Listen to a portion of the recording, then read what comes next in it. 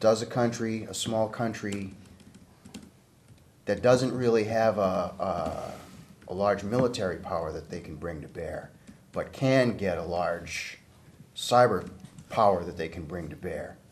Do they announce it? Do they make sure people know? If you come after us, we can make it hurt. You'll still beat us, we know that, but we can make it hurt. And how do they do that?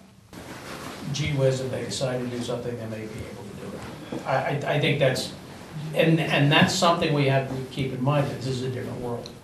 But if you're then going to do something in that country, first thing you do is go after the cyber, then back to Georgia, right? Yeah, if that's what, yeah. Now, So there's a danger in it. there is, but I think the mistake we're making is there are certain differences in this whole cyber problem that don't lend themselves to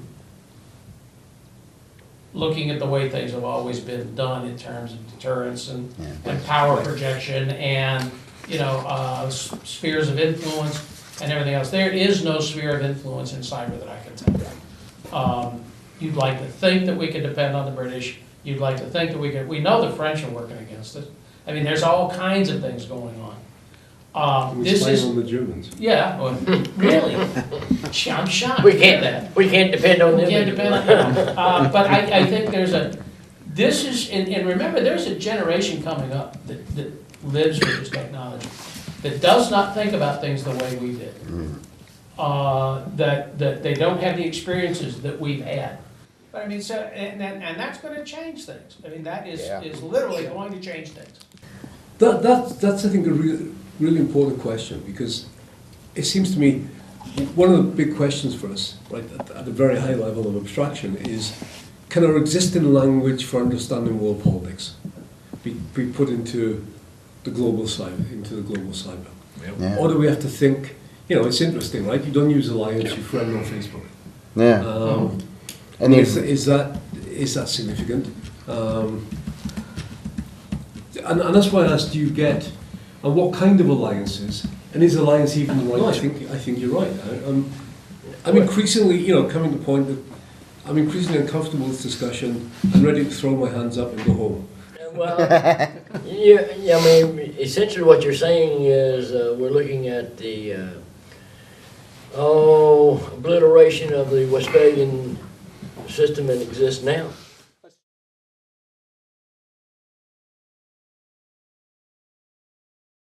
We haven't even thought about, discussed, or mentioned cyber money. Yeah. Bitcoins. Yeah. Yep. Yeah, we haven't talked about that, and yet it's becoming a real currency. We have an expert next door. We should get Matt in here to talk to us about Excuse me, I'll be right back. We should actually. Bitcoins. Yeah. Hey, Matt, come in. But, I mean, the gist of the conversation I'm hearing is that the centers of power that exist in this Westphalian environment that we live in right now are going to not necessarily be the centers of power in any future world, particularly if it depends upon an increase in cyber capability and building the cyber power, which is a whole lot cheaper and a lot less difficult to come to than the conventional means of power, dimensions of power that we talk about when we're looking at strategy and talking about dimensions of national power. I would submit that it may be, especially as we're talking about other generations coming up, the formality of Westphalian models is going away. That something will take its place. It's not frivolous that humanity has moved away from chaos. And eventually, they began to see, the black market at least, began to see uses and potential uses for this as being able to transact anonymous, types of transactions, and essentially being able to do it all over the globe. And what happened then after, I guess you would say after that, was other things started picking it up. People started accepting Bitcoin to say, oh, this might have a legitimate use. This might have a legitimate use. Then things like the Silk Road started popping up. And after that, I mean, it kind of just took off. As the global economy is collapsing because of all these state failures and mechanisms, here we have a ground-up type of grassroots, peer-to-peer, nationless currency that doesn't depend on whether or not, well, it's certainly affected by nations' policies, but it's not dependent on them. Like the US dollar, if the United States collapsed, that'd be the end of the US dollar. Now, the US can't destroy bitcoins, but they can enact policies that make the price of them fluctuate up and down.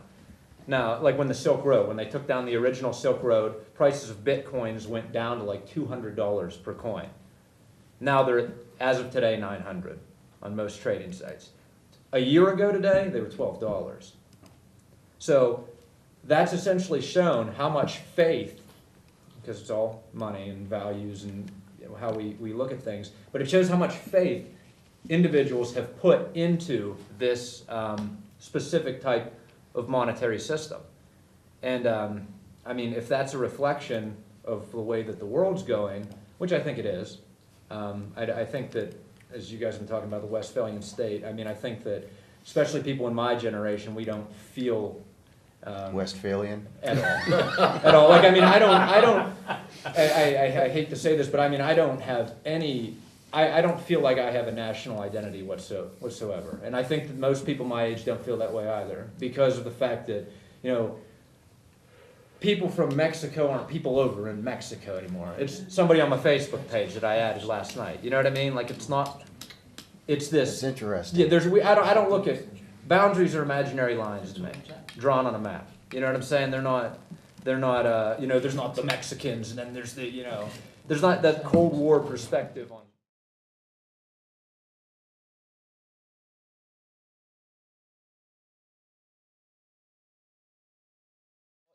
It's also an illustration that there is a separation between the cyber world and the physical world. Yes, clearly.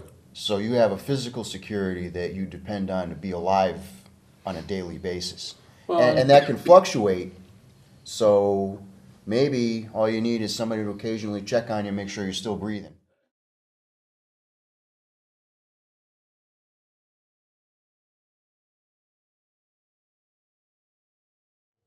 If you look carefully at some of the infrastructures, you'll find the same thing is true with a lot of the telecommunications. You've got undersea cables, you've got multinational communications links, you've got them owned by countries all over the world. They're no longer necessarily, as we talked about, owned within that particular geographic country. If that's the case, then we really aren't as far apart right now as we sometimes feel like we are when we start talking. Phil, right here. Uh-oh. We're in Whiteboard. trouble now. No, I think that, Can you get there? Yeah, we got it. this thing's in danger of falling. Here, I'll stabilize while you write. Cooperation right here. So, local level, local.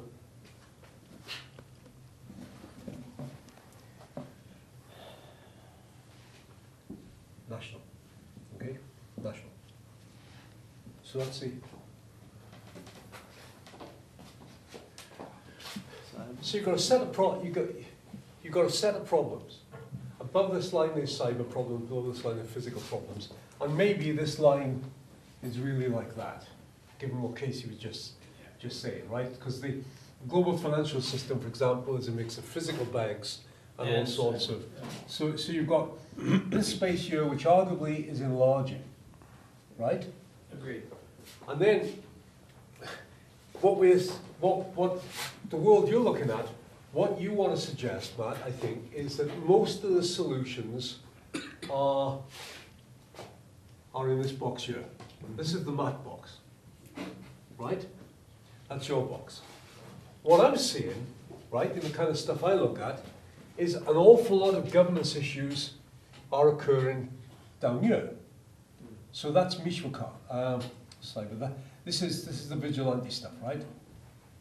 In Mishwaka. And partly, I think, nations are stuck in the middle, in a very it's a very uncomfortable middle, that they're having to deal with. And they've been eroded from, by people like Matt, and they've been eroded by, or they're failing because of the vigilantes and the Knights Templar causing them problems down here.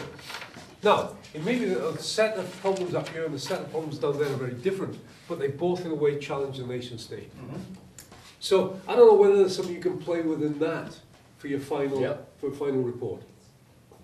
It's not very well worked out, but it was a response to, I think, you know, the great inputs. Yeah, I mean, you guys were making. it's a nice graphic representation of the two different sides that we've been talking about, yeah.